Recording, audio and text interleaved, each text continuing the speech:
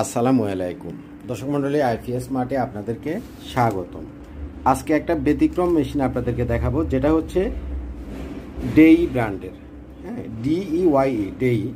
এটা হচ্ছে net metering system, একটা 3 ফেজের অনগ্রিড ইনভার্টার।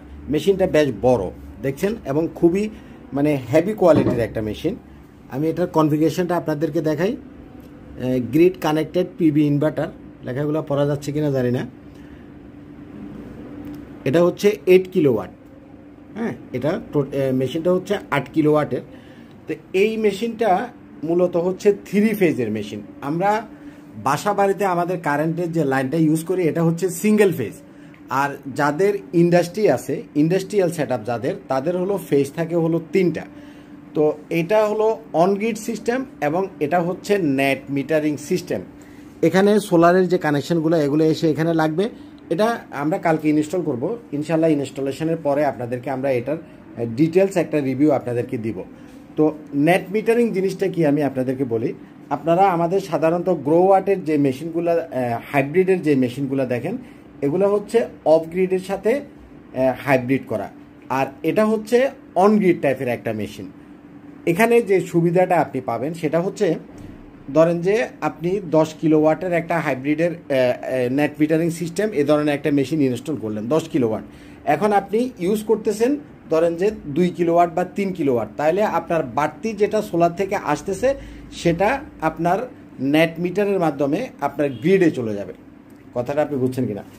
ধরেন আপনার 10,000 ওয়াটের সোলারের সেট আপ আছে, সেখান থেকে ধরেন যে 7,000 ওয়াট 8,000 ওয়াট সোলার থেকে আসতেছে। আপনি যদি পুরাটা ইউজ করেন ভালো, কিন্তু যদি আপনি পুরাটা ইউজ না করেন, বাড়তি যেটা থাকবে সেটা গ্রিডে চলে যাবে, ন্যাশনাল গ্রিডে চলে যাবে। তো সেটাতে আপনার কী লাভ?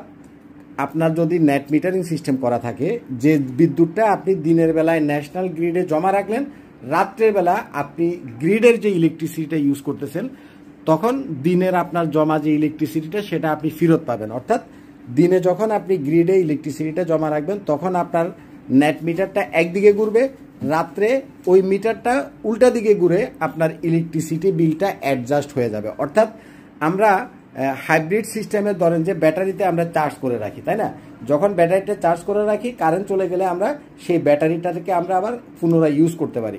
বিষয়টা অফগ্রিড সিস্টেমে আমরা ব্যাটারিতে স্টোরেজ করে রাখি, আর নেট মিটারিং সিস্টেমে আপনি গ্রিডে স্টোরেজ করে রাখবেন। সেখান থেকে রাত্রেবেলা আপনি সেটা আবার ফেরত পাবেন, রাত্রে সেটা আপনার বিলটা আর আসবে না। তো এটা আমরা একটা ইন্ডাস্ট্রিতে ইনস্টল করব 8 কিলোওয়াটের সেট আপ। ইনস্টলেশনের পরে ইনশাল্লাহ আমরা আপনাদেরকে ভিডিও